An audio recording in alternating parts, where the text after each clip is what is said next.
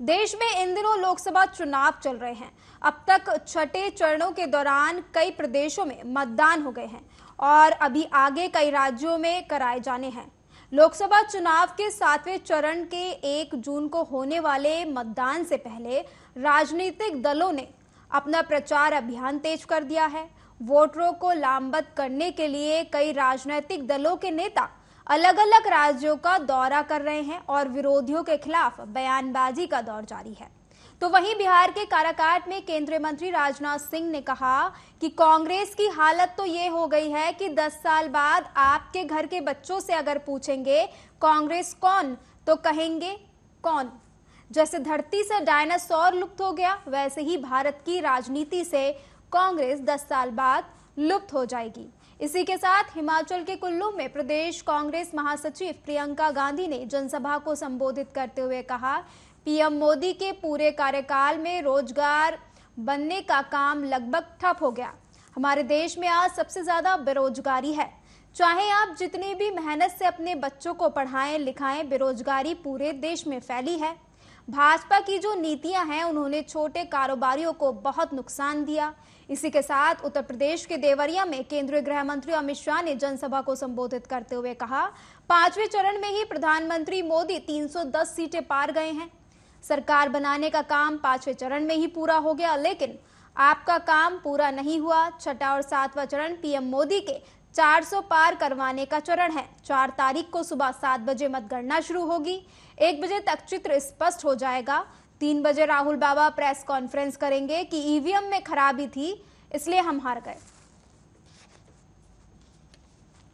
समय तक आपने देखा है कि बिहार में आरजेडी पार्टी,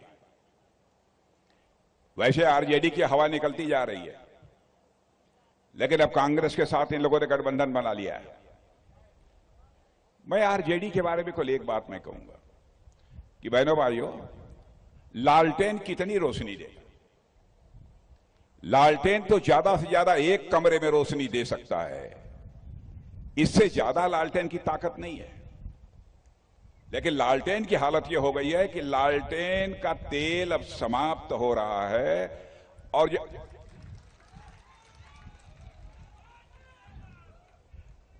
आई घरे में देखले हुआ तो हम लोगन कि जब लालटेन का तेल जब खत्म होए लगाला तो बत्तियां भभकैले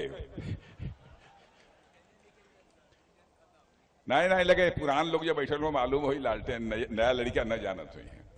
जब भभके लगा तो मान ला कि लालटेन बुझाए वाली है और एक तेल खत्म है। यह हाल आरजेडी के लालटेन का ही है।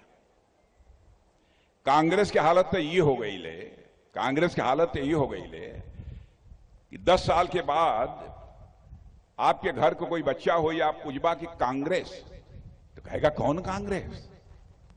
जैसे दुनिया की धरती से डायनासोर लुप्त हो गया है, वैसे ही भारत की राजनीति से यह कांग्रेस 10 वर्ष के बाद लुप्त हो जाएगी। आज मैं एक बात कहकर जाता हूं, 3 तारीख को सब लोग याद कर लेना, 4 को काउंटिंग है। 4 की दोपहर को ये दोनों शाहजादे प्रेस कॉन्फ्रेंस करेंगे और प्रेस कॉन्फ्रेंस कर कहेंगे ईवीएम खराब था इसलिए हम चुनाव हार गए। इन्होंने तय कर लिया है कि हार का ठीकरा ईवीएम पर फोड़ना है। राहुल बाबा, नाचना न आए तो आंगन टेढ़ा वाला आपका हिसाब है, आंगन टेढ़ा वाला। क्योंकि हमारी समझ ये है कि सबसे ज्यादा रोजगार इसी इंडस्ट्री से मिलती है जो छोटी और मध्यम होती है, और मोदी जी के पूरे कार्यकाल में रोजगार बनने का काम लगभग ठप हो गया। आज सबसे ज्यादा बेरोजगारी हमारे देश में आज है। 45 सालों में सबसे ज्यादा बेरोजगारी आज है। 70 करोड़ नौजवान बेरोजगार हैं। चाहे आप जितनी भी मेहनत से पढ़ाएं लिखाएं, शिक्षित करें, फिर भी बेरोजगारी पूरे देश भर में फैली हुई है। इसको दूर करने के लिए बहुत जरूरी है कि जो आज नीतियां भाजपा की सरकार बना रही है और जिस तरह से देश को चला रही है उसे बदला जाए, क्योंकि भाजपा की जो नीतियां हैं उन्होंने छोटे बिजनेस, छोटे कारोबारों को बहुत ही नुकसान दिया है। पहले नोटबंदी लाए, उसके बाद जीएसटी लाए, और आप खुद जानते हैं कि ये जो पर्यटन का भी आपका काम है वो जीएसटी से कितना इसका नुकसान हुआ है, कितनी दिक्कत हुई है। लंबे समय तक आपने देखा है कि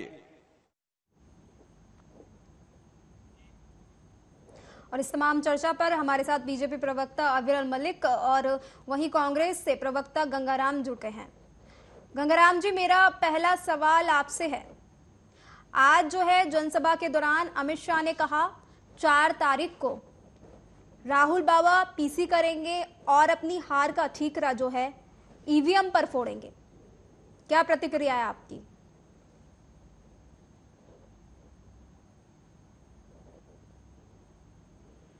गंगाराम जी, आपको आवाज आ पा रही है मेरी? जी, हेलो जी बहुत बहुत धन्यवाद जी।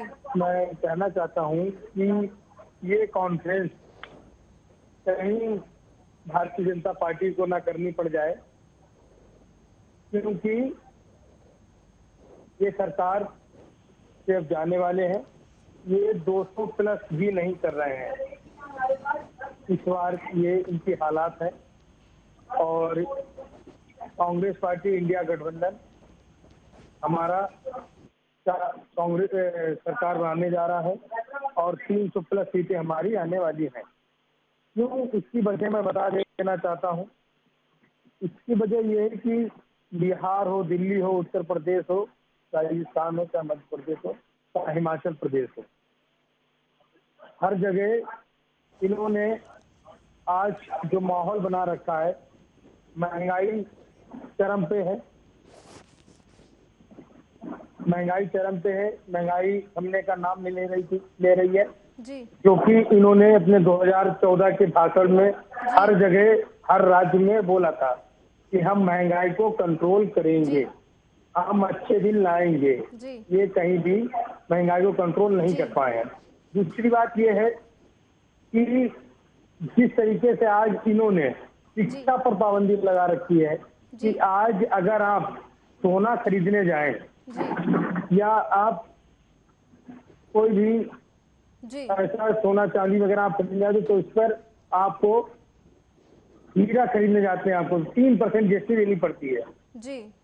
और आप अगर कॉपी, किताब, कलम, पेन ये खरीदने जाते हैं तो आपको 18% जीएसटी देनी पड़ती है। गंगाराम जी, आप ये कहना चाहते हैं कि बीजेपी के राज में जो है महंगाई बहुत ज्यादा रही है, बीजेपी ने कोई काम नहीं किया? दूसरी बात 70 साल में पहली बार ऐसा हुआ है जिन्होंने दूध, दही, आटा, चावल इन पर जीएसटी लगाई है और इन्होंने 2 करोड़ नौकरी देने का वादा, तो जनता ये सोच रही थी कि ये बदलाव करेंगे, अच्छे दिन लाएंगे, लेकिन इन्होंने कुछ भी ऐसा नहीं किया है, ना ही किसानों की दोगुनी आय की है। और आज बेरोजगारी का आलम यह है कि हर युवा आज अपना इतना परेशान है कि इसको घर वाले मेहनत करके पढ़ाते हैं, अविरल जी रुक जाइए, पहले गंगाराम जी को बोलने दीजिए, फिर बोलिएगा। खेत बेच के पढ़ाते हैं और नौकरी मिलने के हालात आज नहीं है, नौकरी नहीं मिल पा रही है। तो इसलिए भारत देश की जनता समझ चुकी है, हमारी महिलाएं, बहनें, बेटी समझ चुकी हैं। जो आज सिलेंडर हमारा 400 रुपए मिलता था, महज 10 साल में आज इन्होंने 1100 प्लस कर दिया है। लेकिन गंगाराम जी, उज्ज्वला योजना भी तो चलाई है। जो रसोई का उनका 1000, 2000, 3000 में चल जाता था, आज 10,000 तक चला जा रहा है। लेकिन इन्होंने मजदूरी नहीं बढ़ाई है, मजदूरी आज भी वही है, महंगाई बढ़ गई है। नरेगा कांग्रेस सरकार लाई, कांग्रेस सरकार ने नरेगा की जो दिहाड़ी मजदूरी दिहाड़ी थी उस पर भी इन्होंने कोई नरेगा मजदूरी की दिहाड़ी भी नहीं बढ़ाई और नरेगा में जो रोजगार था उसको भी इन लोगों ने खत्म किया है। जी अविरल जी बोलिए। गंगाराम जी रुक जाइए। अविरल जी, गंगाराम जी कह रहे हैं कि इन्होंने महंगाई बढ़ाई है। गंगाराम जी चुप हो जाइए। अविरल जी, गंगाराम जी कह रहे हैं कि तमाम तरीके से महंगाई बढ़ाई है और कोई भी काम नहीं किया है। क्या कहना चाहेंगे आप? जी देखिए, घबराए हुए हैं, हार के कारण ये घबरा रहे हैं और हमने सबके लिए कार्य किया है, गांव गरीब के लिए काम किया है, हर व्यक्ति के लिए कार्य किया है। हमने विकास जो किया है वो सबको नजर आ रहा है, केवल इन्हें नहीं दिख रहा है। इनके घोटाले इन्हें याद कर लेना चाहिए। इन्होंने जो भ्रष्टाचार किया है उसे इन्हें याद करना चाहिए। हमने जनता के लिए कार्य किया है, जनधन योजना चलाई है, उज्ज्वला योजना चलाई है, सौभाग्य योजना चलाई है, और वो सबको नजर आ रहा है। हमारी योजनाएं दिख रही हैं, हमारी उपलब्धियां दिख रही हैं, और इनका भ्रष्टाचार इन्हें दिख रहा है। और ये कश्मीरी पंडितों के विषय पर क्यों नहीं बोल रहे हैं आखिर? क्या कारण है कि कश्मीरी पंडितों के विषय पर नहीं बोलते हैं? कश्मीरी पंडितों का दर्द नहीं दिखता इन्हें? नीलकंठ गंजू जी के विषय पर ये कभी नहीं बोलेंगे? टीकालाल टपलू जी के विषय पर ये कभी नहीं बोलेंगे? क्यों नहीं बोलना चाहते आखिर? ये हर विषय पर बोलते हैं कांग्रेस के लोग। कश्मीरी पंडितों के विषय पर नहीं बोलेंगे, टीकालाल टपलू जी के विषय पर नहीं बोलेंगे, धीरज साहू के विषय पर नहीं बोलेंगे, संदेश खाली के मुद्दे पर नहीं बोलेंगे, कोबोर्ड घोटाले के मुद्दे पर नहीं बोलेंगे, 2G घोटाले के विषय पर नहीं बोलेंगे, इमरजेंसी के विषय पर नहीं बोलेंगे। क्या कारण है इसके पीछे? इन्हें बोलना चाहिए, चारे घोटाले के विषय में इन्हें बोलना चाहिए। पालघर में संतों की निर्मम हत्या होती है, उस विषय पर इन्हें बोलना चाहिए। कन्हैयालाल टेलर के विषय पर इन्हें बोलना चाहिए। कन्हैयालाल टेलर की क्या इन्हें याद नहीं आती है? ये बहुत ज्ञान दे रहे हैं यहाँ बैठकर। क्या कश्मीरी पंडितों के विषय में 2 लाइन नहीं बोल सकते? अगर इनमें हिम्मत है तो बोल रहे कश्मीरी पंडितों के विषय पर। जी अविरल जी, देखिए पवन खेड़ा कह रहे हैं, जैसा कि आपको पता होगा कि हिमाचल के मंडी से कंगना राणावत जो है उम्मीदवार हैं बीजेपी से, उनको लेकर पवन खेड़ा निशाना साध रहे हैं और कह रहे हैं कि उनकी एक टांग मुंबई में रहती है और एक टांग उनकी हिमाचल में रहती है, उन्हें मुद्दों का ज्ञान नहीं है। क्या किस तरीके से लेते हैं आप जिस तरीके से उन्होंने कंगना राणावत पर ये टिप्पणी की है? क्या कुछ कहना चाहेंगे आप उन पर? देखिए, लोग घबराए हुए हैं, इन्हें हार स्पष्ट तौर पर दिख रही है। एक महिला उम्मीदवार पर इस तरीके की टिप्पणी शोभनीय नहीं है। जी देखिए, 4 तारीख को 4 बजे 400 पार होगा भारतीय जनता पार्टी का, वो इन्हें नजर आ रहा है। और जो हमने विकास किया है वो भी इन्हें नजर आ रहा है। ये विकास के कारण घबराए हुए हैं और ये अपने कुकर्मों के कारण घबराए हुए हैं। इन्हें अपने कुकर्म नजर आ रहे हैं, जो इन्होंने इस देश के लोकतंत्र की हत्या की, जो संविधान की हत्या की, वो इन्हें नजर आ रही है। 1975 में इन्होंने फ्लैट की बिजली काटी थी। ये बताते हैं फ्रीडम ऑफ स्पीच का ज्ञान हमें देते हैं। इमरान मसूद के ऊपर ये बोलेंगे नहीं? इमरान मसूद के विषय में कुछ बोलना चाहेंगे? क्या बोलना चाहिए इन्हें इमरान मसूद के विषय पर? क्यों नहीं बोल रहे हैं आखिर? क्या कारण है इसके पीछे? इमरान मसूद ने बोटी बोटी वाला जो बयान दिया था, क्या वो गंगाराम जी को याद नहीं है? अगर याद है तो उस विषय पर बोले, संदेश खाली के मुद्दे पर बोले, शाहजहां शेख के विषय पर बोले, धीरज साहू के घर में जो काला धन मिला था उस विषय पर बोले। पवन खेड़ा को इन विषयों पर बोलना चाहिए। हमने जो विकास किया है वो सबको दिख रहा है। हमने जो गांव में काम किया है वो सबको दिख रहा है। हमने जल जीवन मिशन चलाया है, जल शक्ति मंत्रालय का गठन किया है, हमने डिजिटल इंडिया की बात की है, स्किल इंडिया की हमने बात की है, वो सबको दिख रहा है। विकसित भारत और विश्वगुरु भारत की हम बात कर रहे हैं, ये सबको नजर आ रहा है। बस 2047 से पहले विश्वगुरु भारत का निर्माण हो जाएगा। ठीक है, ठीक है। गंगाराम जी, मेरा अगला सवाल आपसे है। गंगाराम जी, आपको आवाज आ रही है? देखिए, राजनाथ सिंह रैली के दौरान कह रहे हैं कि 10 साल बाद अगर देश के बच्चों से भी पूछा जाएगा कि कांग्रेस कौन, तो उनका जवाब यही होगा कि कौन कांग्रेस।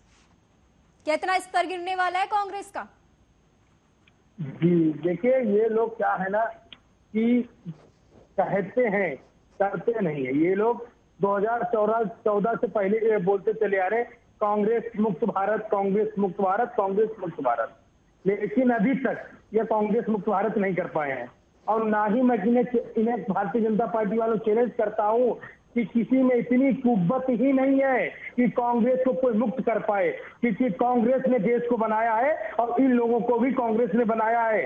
जो आज ये लोग बोल रहे हैं, ये लोग आज जो सरकार बना रहे हैं, अगर संविधान के तहत आ रहे हैं, तो आज नरेंद्र मोदी जी प्रधानमंत्री बने हैं तो ये कांग्रेस की ही देन है। अगर संविधान नहीं होता तो ये प्रधानमंत्री नहीं बन पाते।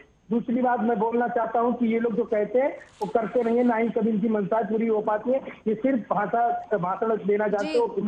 उज्ज्वला योजना जिन्होंने बात की है, आज ग्रामीणों में चले जाइए आप, घरों में देखे जाके तो उज्ज्वला योजना के सिलेंडर उनके छत के ऊपर टाड़ पे पड़े हुए हैं, क्योंकि भराने के लिए उनके पास पैसा नहीं है। ठीक है, इतनी महंगाई कर। दूसरी बात मैंने बता, जल जीवन मिशन की इन्होंने जो बात की है, जल जीवन मिशन में मैं बता देना चाहता हूँ कि हर ग्रामीण इतना परेशान है कि खेत जो गली है उनकी रोड उखाड़ के डाल दिए हैं। वहां का ग्रामीण कनेक्शन कराना नहीं चाहता है क्योंकि उसके यहाँ पहले से नल लगा पड़ा, बोरी उसके यहाँ से पहले से पंप लगा पड़ा है, लेकिन ये लोग उस पर नहीं, ग्रामीण इतना परेशान क्योंकि। दूसरी बात इन्होंने विश्व गुरु की, मैं इनसे पूछना चाहता हूँ कैसे विश्व गुरु बनाएंगे आप और किस तरीके से, क्या विश्व गुरु निजीकरण करके बनाएंगे आप? विश्व गुरु आप भारतीय संविधान को खत्म करके बनाएंगे आप? आपके ही लोग संविधान को खत्म करने की बात करते हैं। आपके ही लोग भगवा गमछा डाल के ही पार्लियामेंट के मैं दूरी पर ही संविधान की प्रतिज्ञा चलाते हैं। ऐसे आप विश्व गुरु बनाएंगे? किस विश्व गुरु की बात करते हैं? विश्व गुरु बेरोजगारी करके बनाएंगे आप? विश्व गुरु किसानों को खत्म करके बनाएंगे आप? हम इनसे पूछना चाहते हैं विश्व गुरु कैसे बनाएंगे आप? किसानों किसानों की जांच चलेंगे, आपके प्रधानमंत्री की वही तो एक बार वहां नहीं पहुंचे। अरे आप दोनों एक साथ मत बोलिए, गंगाराम जी को बोलने दीजिए। अविरल जी, रोजगार नहीं दे रहे, आप विश्व गुरु ऐसे बनाएंगे? लास्ट आप जो है स्टेशनों को निजीकरण करते चले जा रहे हैं, उनको प्राइवेट करते चले जा रहे हैं, विश्व गुरु ऐसे बनाएंगे आप? हवाई जहाज आपने देश डाले, सारा देश आपने देश डाला, आप उससे कांग्रेस ने क्या है? अगर कांग्रेस ने नहीं कुछ किया तो आप बेच क्या रहे हैं और किस लिए बेच रहे हैं ये बताइए आप? 400 पार आप वादा करते हैं, 400 पार लाएंगे, 400 पार हमें ये बताइए किस लिए लाएंगे? 272 में सरकार बन जाती है तो 400 पार किस लिए चाहिए? 400 पार इन्हें भारतीय संविधान खत्म करने के लिए चाहिए, 400 पार इन्हें यहाँ की जमीन को खत्म मिटाने के लिए चाहिए, 400 पार युवा आत्महत्या कर रहे उसके लिए चाहिए। कहना चाहता हूँ आपने कितना क्या किया? गंगाराम जी, आप अपने पक्ष का बोल चुके हैं, प्लीज चुप हो जाइए। बिहार में 17 महीने के लिए सिर्फ तेजस्वी यादव की सरकार बनी थी, 5 लाख गंगाराम जी, आप मेरी बात सुनिए। उत्तर प्रदेश में योगी बाबा की सरकार है, योगी बाबा ने क्या कर दिया? सिर्फ ये लोग कश्मीरी पंडित गंगाराम जी आप मेरी बात सुन पा रहे हैं? देश के जो असली मुद्दे उनसे बात करना चाहता हूँ। नरेंद्र मोदी जी बात करते हैं, हम उनसे बात करना चाहते हैं। नरेंद्र मोदी जी भाषण देने जाते हैं, अरे आप दोनों एक साथ बोल रहे हैं तो किसी की भी बात समझ में नहीं आ पाएगी। भारत की जनता से वोट मांगने जाते हैं, क्या मुद्दे लेके जाते हैं? गंगाराम जी चुप हो जाइए, कितनी देर से मैं आपको बोल रही हूँ कि चुप हो जाइए, मुझे मजबूरी में आपको म्यूट पे डालना पड़ेगा। पूरी बौखलाहट इनकी नजर आ रही है। गंगाराम जी चुप हो जाइए, मुद्दों पे बात ही नहीं कर रहे हैं। गंगाराम जी मैं पिछले 2 मिनट से आपको वार्न कर रही हूँ, आप चुप हो जाइए, मुझे अगली बात लेनी है, अगला प्रश्न लेना, लेकिन आप मेरी बात सुनने को तैयार नहीं है। आप मेरी ही बात नहीं सुन रहे हैं। मैम आवाज नहीं आ रही थी, मैं कब से आपको बोल रही हूँ। ठीक है अविरल जी, गंगाराम जी कह रहे हैं कि कांग्रेस ने देश को बनाया है, क्या प्रतिक्रिया है आपकी? देखिए 3 तलाक के विषय पर चर्चा कर ले, 3 तलाक के विषय में कुछ नहीं बोलेंगे। चीन और पाकिस्तान की कमर हमने तोड़ी है, वो सबको नजर आ रहा है। बेटी बचाओ के लिए कार्य हम कर रहे हैं, नारी सशक्तिकरण के लिए कार्य हम कर रहे हैं, महिला सुरक्षा की बात हम कर रहे हैं, और ये बंगाल की कानून व्यवस्था के ऊपर चर्चा कर ले। बंगाल के विषय पर क्यों नहीं बोलते हैं? ये बंगाल में कानून की हत्या हो चुकी है, लोकतंत्र की हत्या हो चुकी है, संविधान की हत्या हो चुकी है, क्यों नहीं बोल रहे हैं आखिर इस विषय पर? बोलना चाहिए इन्हें। विश्वगुरु भारत की बात यदि कर रहे हैं तो अपनी योजनाओं के आधार पर कर रहे हैं। हमने जनधन योजना चलाई है, 60 साल में ये क्या कर रहे थे? ये खाते नहीं खुलवा सके, हमने खाते खुलवाने का काम किया, बैंकों से लोगों को जोड़ने का काम किया, जनधन खाता धारकों से जाकर ये पूछे। उत्तर प्रदेश में किसानों का 1-1 लाख रुपए तक का हमने ऋण माफ किया। उत्तर प्रदेश के किसानों से जाकर पूछे 1-1 लाख रुपए का ऋण माफ हुआ कि नहीं हुआ? उत्तर प्रदेश को उत्तर प्रदेश बनाया वो भारतीय जनता पार्टी के कारण है, इन्हें याद रखना चाहिए। क्राइम कंट्रोल हो रहा है, क्राइम के विषय पर ये बोले, क्यों नहीं बोल रहे? क्राइम के विषय पर ये क्यों घबराए हुए हैं आज के विषय पर? हम देश को निरंतर आगे बढ़ा रहे हैं तो इसीलिए घबराए हुए हैं। डिफेंस सेक्टर की चर्चा करें, हेल्थ सेक्टर की चर्चा करें, एजुकेशन सेक्टर की चर्चा करें, और कश्मीर में किस प्रकार से शांति है उस विषय पर ये बोले।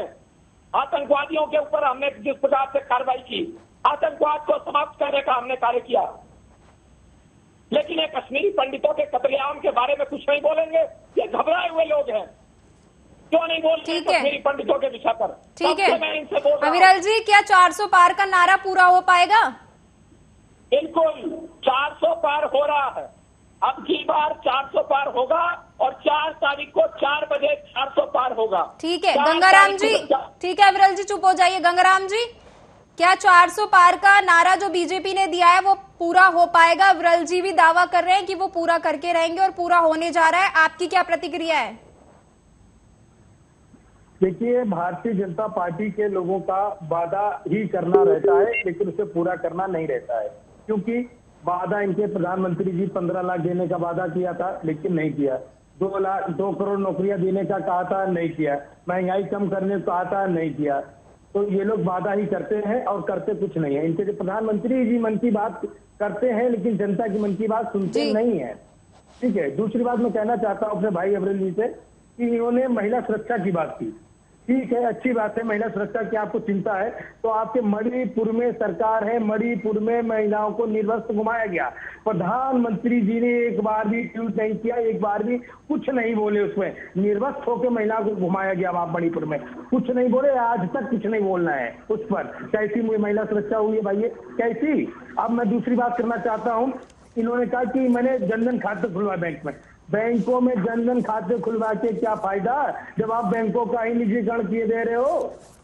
बैंकों का राष्ट्रीयकरण कांग्रेस पार्टी ने किया था। सरकारी राष्ट्रीय, आप लोगों को विश्वास था कि हाँ हम बैंक में अपना पैसा डालेंगे तो हमारा बैंक में पैसा सुरक्षित रहेगा। लेकिन आज लोगों को विश्वास टूट गया है। बैंक में लोग बैंकों में पैसा नहीं डालना चाहते। क्यों? क्योंकि पता नहीं बैंक कब लेके पैसा भाग जाएगी, फरार हो जाएगी। नीरव मोदी भाग गया, विजय माल्या भाग गए। जब जैसे लोग भाग सकते हैं तो बैंकों को विश्वास नहीं रहेगा। जनधन खाता क्या खुला के फायदा हुआ? हम इनसे पूछना चाहते हैं अपने साथी से। दूसरी बात ये कहना चाहते हैं कि ये बताइए कि कांग्रेस ने देश को बनाया है। मैं फिर इनसे कहना चाहता हूं, अगर भारतीय जनता पार्टी की सरकार होती तो संविधान को पता नहीं कब का खत्म कर दिया होता। ठीक है गंगाराम जी, समय का अभाव है।